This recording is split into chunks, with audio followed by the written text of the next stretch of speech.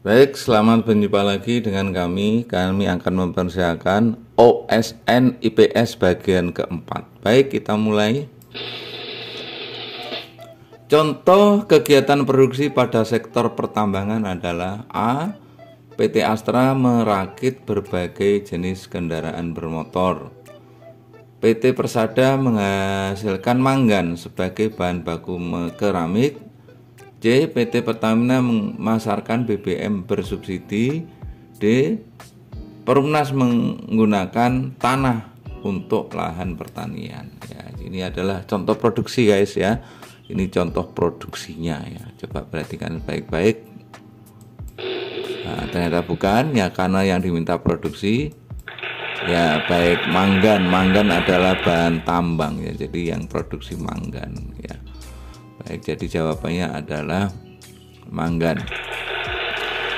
Kedua, contoh saluran distribusi tidak langsung pada sektor peternakan adalah A. Pak Ahmad keliling menjual sate ayam kepada pelanggannya. B. Pak Adri meminjam uang ke bank untuk usaha peternakan.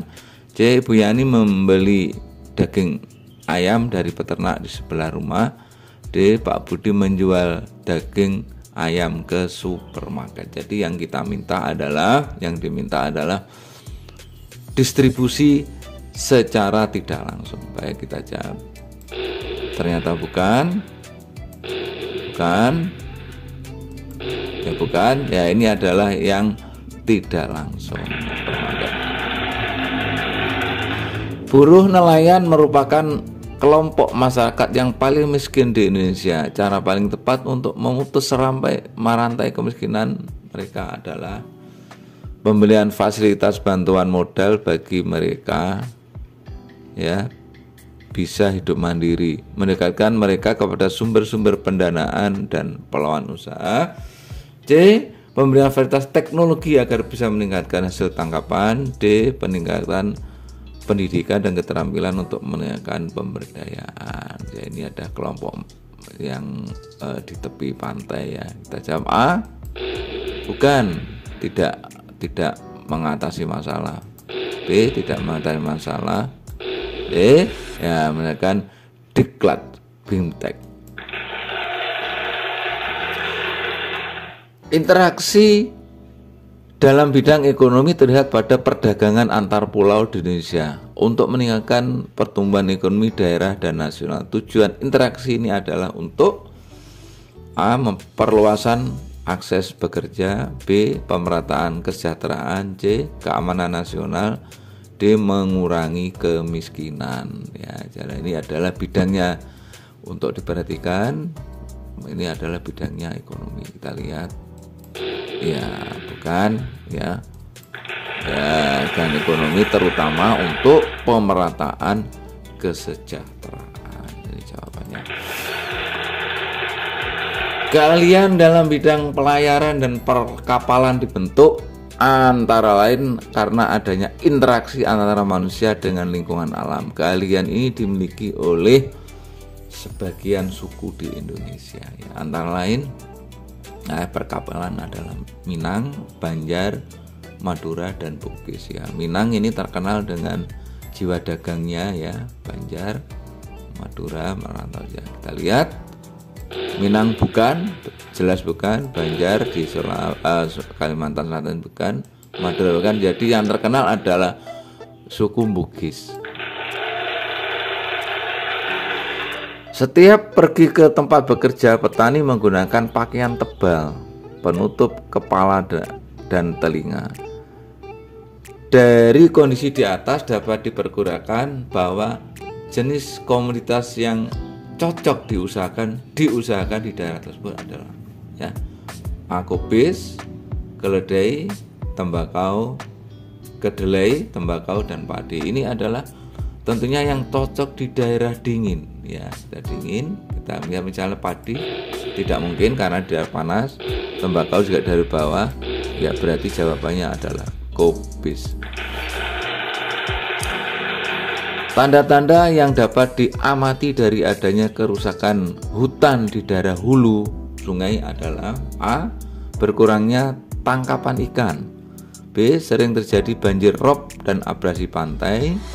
C. Gelombang dan arus sungai semakin kuat. Dan D. Terbentuknya delta sungai yang cepat. Ya, ini adalah ini hulu. Hulu ini daerah atas ya. Kalau hilir itu bawah. Ini konsepnya harus dikuasai ya. A. Ya tidak. B. Tidak, karena abrasi di pantai ya. Tidak mungkin ya ini. Nah, ini karena dari hulu akhirnya mempercepat ini kerusakan. Keadaan topografi dan geologi Indonesia memberikan peluang bagi penduduknya untuk mengembangkan aktivitas perdagangan, ya, pertanian, perikanan dan transportasi. Ya, lihat. Tidak, ya ternyata Indonesia sebagai negara agraris.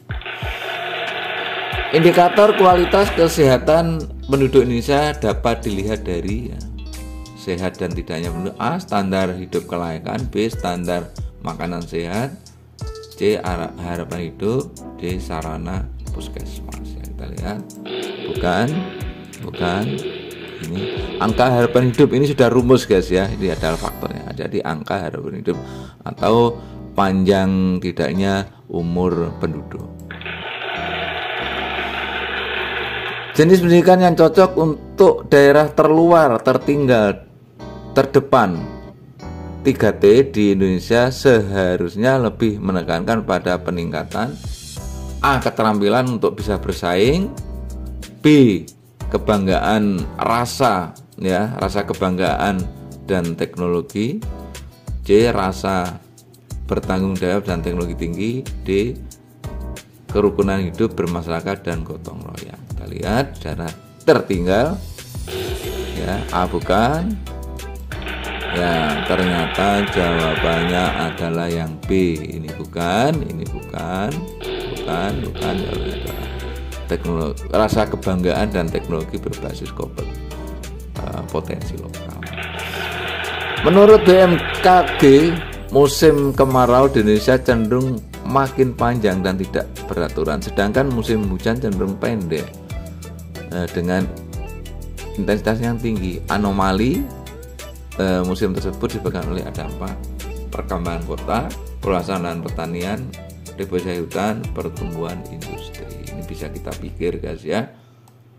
Tentu bukan industri.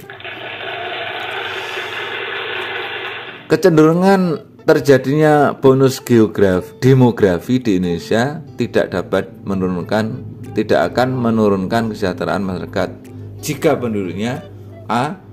berperan sebagai konsumen potensial, B. berperan sebagai tenaga kerja efektif, C.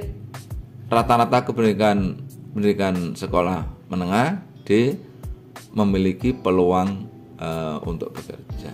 Ya, demografi A. Ya, tentunya jawabannya adalah A ya. B enggak. Ya.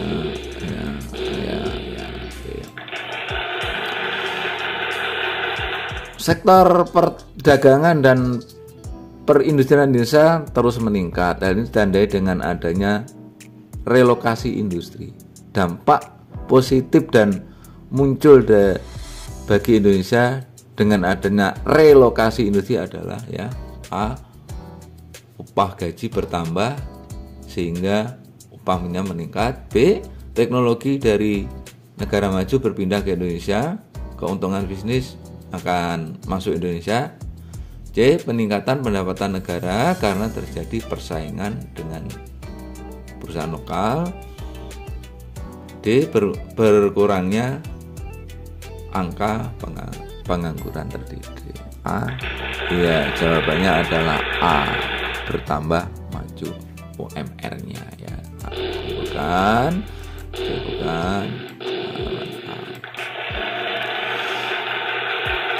Daerah Istimewa Yogyakarta merupakan salah satu provinsi Indonesia yang memiliki urbanisasi yang pesat.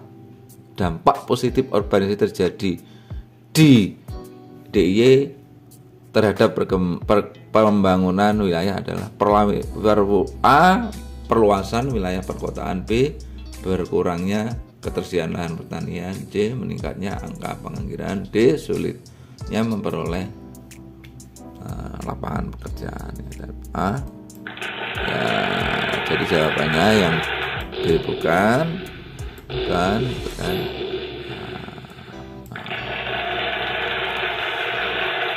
Kemajuan ilmu dan teknologi memberikan keuntungan terhadap sektor industri dan perdagangan. Agar kemajuan industri dapat sebanding dengan kemajuan negara, maka penentuan lokasi industri yang strategis tanpa merusak lingkungan alam harus didasarkan A. perhitungan daya dukung lingkungan dan konservasi yang sesuai, B. penggunaan bahan baku alam ditekan serendah mungkin, C.